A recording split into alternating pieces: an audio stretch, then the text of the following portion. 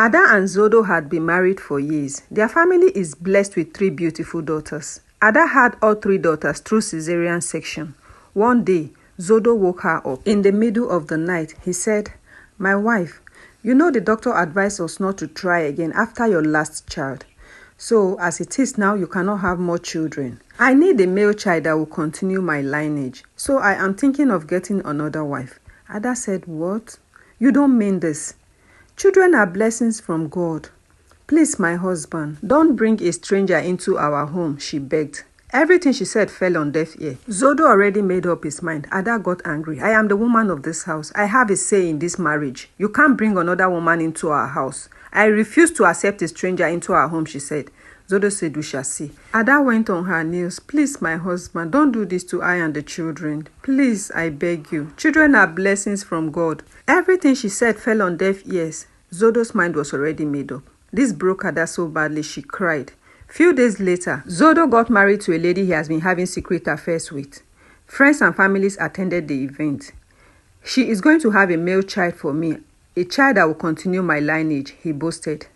After Zodo got married to Nsi, his second wife, Ada and her daughters felt really lonely in the house. Zodo was always with his new wife. "I am going to give you 4 healthy boys," Nsi boasted. "My mother had 4 boys and 1 girl. I am the only daughter.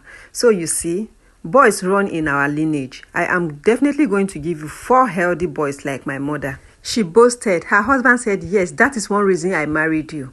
While they were inside discussing, the daughter came. "Daddy, please, I need you to help me do my assignment." "Can't you see I'm busy? Go and give it to your mother," he said. The daughter said, "Daddy, but you've been the one solving our assignment for us all these years." Her father said, "I don't have time now. I am busy."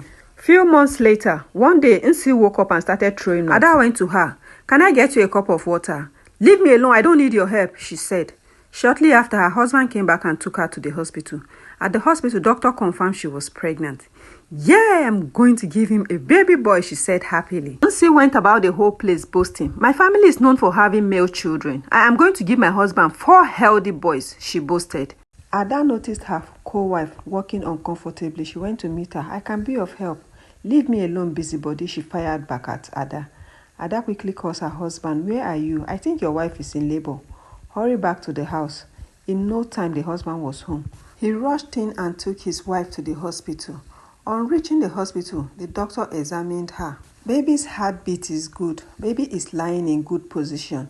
And your wife is 8 centimeters dilated. The labor is progressing well and fast. If everything goes well, she will deliver your baby soon," the doctor said. Zadok was happy hearing this. "Please, doctor, take good care of her. She's going to have my male child for me. I can't wait to meet him," he said. "You have to step outside while I attend to her," doctor said. He went outside. Shortly after, doctor went to meet him. "Congratulations, Mr. Zadok. Your wife just delivered a beautiful, bouncing baby girl." He was shocked. "A baby girl? My own is finished. This woman gave birth to another girl?" After they got discharged, Nsi said, "Don't worry, the next one is going to be a boy." Ada and her daughters danced at the news of the arrival of Nsi's baby. "Congratulations to the family. We have an addition," she said. "Let us go and pay homage to your new sister," she said to her daughters. The moment she and her daughters entered her co-wife's house, she saw her husband sitting down. "Congratulations, my husband," she said. Zadok was so ashamed of himself. Soon, the news of her delivery went round the community. Market women gossiped and laughed. People talked about her in the entire community.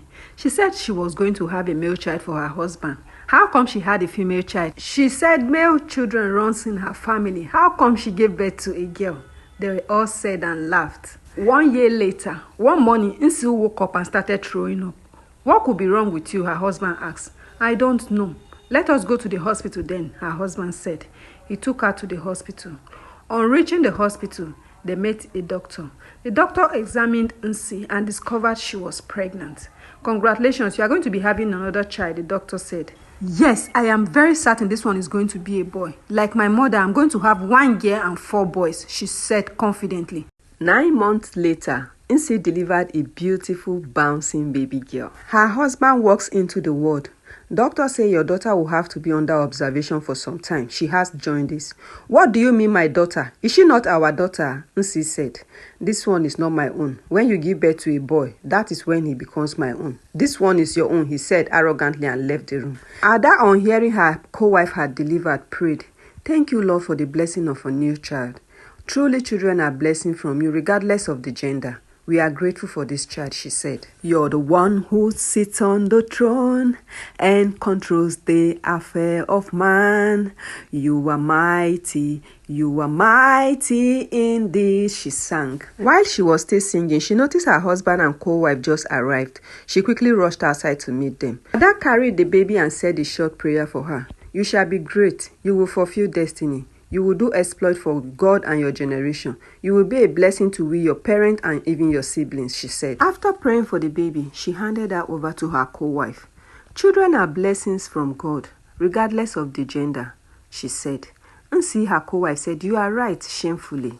Life had humbled her. Ada took care of her, the baby, and her husband until she was strong enough to handle things again. Ada's husband started visiting Ada and her daughters more often than usual. Zado shifted his love and attention to Ada and her daughters. Every evening after work, he goes to Nsi's room, say hi to her and her daughters, and returns back to Ada and her daughters. Every evening after work, Zado will sit on a round table with his girls, ask them how their day went, help them out with their assignment, and ask them questions like, "Do you have anything to say to daddy?" Zado picks his girls up from school whenever he's chance. They go shopping during weekend. The girls love to go out with their father. He often tells them sweet bedtime stories before they retire to bed. Nsi, on the other hand, is always by her window, spying at them. "This man is very wicked," she thought to herself. "So because I couldn't give him a male child, he doesn't even care about I and my daughters any longer. It is always about Ada and her daughters now," she thought to herself. One day she called Mr. Zadok. "Please, Mr. Man, what is the problem? Now you don't even come close to me. It is always about Ada and her daughters. This is not what you promised me." Mr. Zadok said, "Madam, what do you want? You are nursing a baby. What else do you want? Do you still want to have more daughters? Just take care of your child and leave me alone." He went out and met Ada. Ada is very happy and cheerful whenever she has Zadok, her husband, around her. Nsi always boils with jealousy whenever she sees them playing together. She stands by her window and watches them. "My God, what is all this nonsense? When will this rubbish stop? I can't wait to have my male child." Zadok took his both wife, Ada and Nsi, to the hospital for examination. Doctor carried out tests and discovered the both of them were pregnant. "Congratulations, your wives are both pregnant," the doctor said. When they got home, Zadok called Ada privately. "Please, my wife, you have to go and abort this pregnancy. Remember the doctor said you are not fit to carry another pregnancy after your third daughter. Please." Ada screamed, "Over my dead body. You mean I should go and abort the baby in my womb? I have told you countless times. Children are blessings from God, regardless of the gender," she said. The pregnancy journey was smooth for the wives. Mr. Zado would look at his wife and think to himself, 5 daughters already, plus 2 on the way. Where will I run to? One night, pain woke Nsi up. She woke up feeling some discomfort in her lower abdomen. What could this be? Could this be labor? She thought to herself. "I better go and wake this man up before things escalate," she said to herself. She went to Ada's door and knocked. Mr. Zado came out. "I think the baby is coming." Mr. Zado quickly went inside and dressed up and took her to the hospital. The moment they got to the hospital, the doctor examined her. "The baby is on the way. Your wife is 3 centimeters gone," the doctor told Mr. Zadok. Follow this page for the continuation of this story and other interesting stories.